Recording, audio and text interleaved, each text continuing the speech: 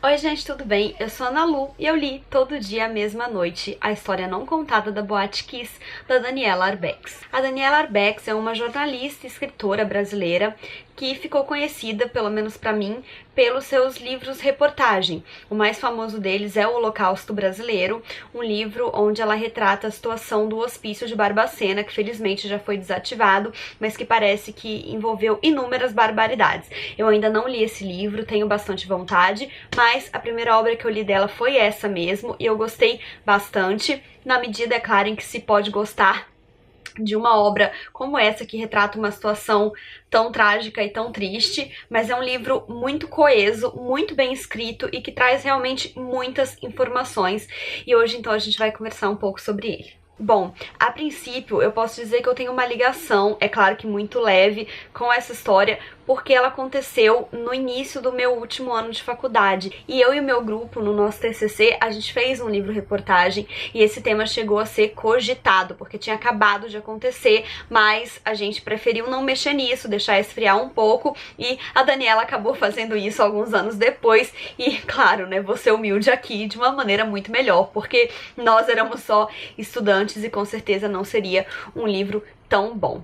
De cara, o estilo da Daniela me arremeteu muito ao estilo da Svetlana Alexievich. Eu realmente lembrei muito de Vozes de Chernobyl enquanto eu tava lendo, também porque os efeitos causados pelo incêndio na boate muitas vezes se assemelharam aos efeitos causados nas pessoas com o desastre da usina em Chernobyl, né? Então, com as temáticas sendo levemente parecidas, a escrita ficou mais próxima ainda, mas o estilo delas realmente é parecido. A Daniela também usa muitos relatos de pessoas que viveram essa situação, então se torna uma coletânea que segue bem a linha das coletâneas da Svetlana. Uma coisa que eu achei interessante é que, além dos relatos óbvios, a Daniela traz relatos que tem alguns detalhes que eu, por exemplo, jamais pensaria, e que eu acho que ninguém pensaria quando você pensa em uma tragédia de proporções colossais. É claro que a gente vai ter inúmeros relatos totalmente emocionais, de pais que perderam os filhos, de como foi o dia desses pais, de como foi o momento em que eles receberam ligações ou perceberam que a boate em que os filhos deles estavam tinham pegado fogo. Tudo isso tem uma carga emocional muito grande e sim, a gente vai se desmontando à medida que a gente vai lendo isso. Trechos também de profissionais que trabalharam ali naquele momento também são bastante emocionantes, como de se eu não me engano, um bombeiro ou uma enfermeira que falou que eles encontraram inúmeros celulares ali no meio da confusão e que eles estavam tentando resgatar as pessoas e tinham celulares tocando, e quando eles começaram a recolher os celulares, tinha, assim, no visor dos celulares, tipo, 115 chamadas perdidas de mãe. Não tem como passar ileso a uma frase dessa, gente. O meu olho, ele enche toda vez que eu penso nisso. Eu fico imaginando, assim, aquela mãe desesperada, tipo, rezando pro filho dela não tá naquela boate, rezando pra ele atender, mas sabendo que muito provavelmente ele tava ali e ligando 115 vezes, assim. Pra ela, essa hora, assim, deve ter sido eterna. Então, a gente tem sim esses relatos que parecem apelativos, mas infelizmente são reais, só que a gente tem também muitas pontuações práticas, e essas informações e detalhes mais práticos são muito necessários para que a gente tenha um verdadeiro registro histórico do momento e para que a gente pense em algumas coisas que a gente jamais pensaria. Por exemplo, né, alguns bombeiros e enfermeiros que estavam ali na tentativa de reconhecer os corpos, tentando organizar essa parte mais burocrática para entregar os mortos aos seus familiares, para que eles pudessem, enfim, ter um destino, comentaram que era muito mais fácil reconhecer os homens, porque na maioria das vezes eles tinham seus documentos nos bolsos, junto aos corpos, enquanto as bolsas das mulheres se perdiam no meio da confusão. Eu nunca tinha parado pra pensar nisso, que a gente realmente não fica com documento em bolso, a gente mal tem bolso, né?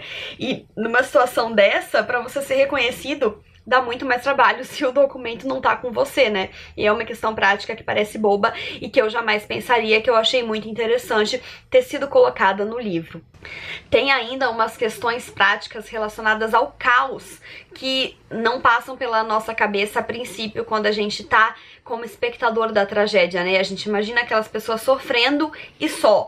Mas tem muitas outras coisas que acontecem no meio da confusão e que se tornam uma provação ainda maior para as famílias, que estão tendo que lidar lidar com a dor e ainda estão tendo que estar numa cidade que tá inteira cheirando a fumaça, inteira cheirando a mortos, um engarrafamento sem fim. E, depois de horas, quando eles finalmente conseguiam ter acesso aos seus filhos e reconhecer os corpos, eles não tinham como enterrar os seus filhos, porque não tinham caixões o suficiente, não tinham espaços para velórios o suficiente. Era uma cidade inteira chorando, enterrando mais de 200 pessoas e não tinha como, simplesmente não tinha como. Foi uma tragédia humana, assim, sem precedentes na história do Brasil e do mundo, que tomou conta de todos os jornais. A cidade de Santa Maria teve todos os holofotes do Brasil e do mundo virados para ela, assim, o que vem pro bem, mas vem pro mal também, assim.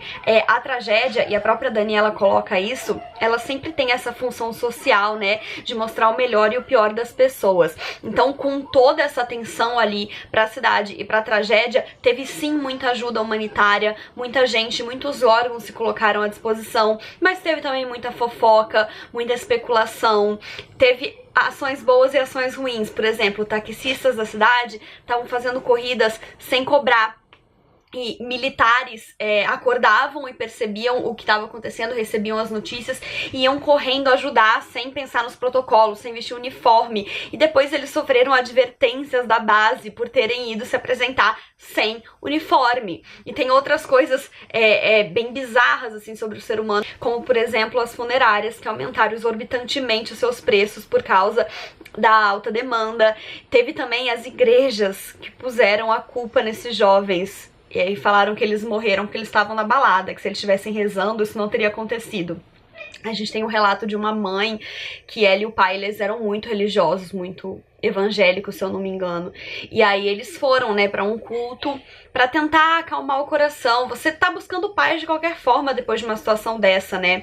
E aí o pastor falou que a culpa era daqueles pais por eles terem deixado o filho ir pra um ambiente de depravação, como uma balada. Então, pensa no ser humano que tem coragem de falar um negócio desse pra um pai que acabou de perder um filho, sabe? No momento em que as famílias estavam procurando a igreja pra ter conforto, eles acabaram recebendo mais pedradas. Um outro ponto que a Daniela cita é o envolvimento dos políticos nisso, porque vários políticos despencaram pra Santa Maria, teoricamente pra oferecer ali solidariedade, mas na verdade eles queriam saciar a curiosidade, porque os corpos, né, que estavam confirmadamente sem vidas, nem estavam sendo levados para os hospitais. Estavam sendo levados para o ginásio da cidade e sendo organizados ali. E os bombeiros e enfermeiros estavam cuidando de toda essa organização. E 1 milhão de pais aflitos ali em volta do ginásio, nem eles tinham tido ainda a liberação para entrar, para tentar reconhecer os seus filhos. E os políticos que chegavam iam entrando, assim. Pra quê? Pra que eles iam entrando? Eles iam demonstrar solidariedade a quem entrando ali dentro antes dos próprios pais? Não tem explicação, gente, é pura curiosidade mórbida. O único político que foi até lá e não entrou no ginásio foi a presidente Dilma, que ficou na porta dando apoio pras mães. Então, aparentemente, ela foi a única humana, né, nesse âmbito, nessa situação.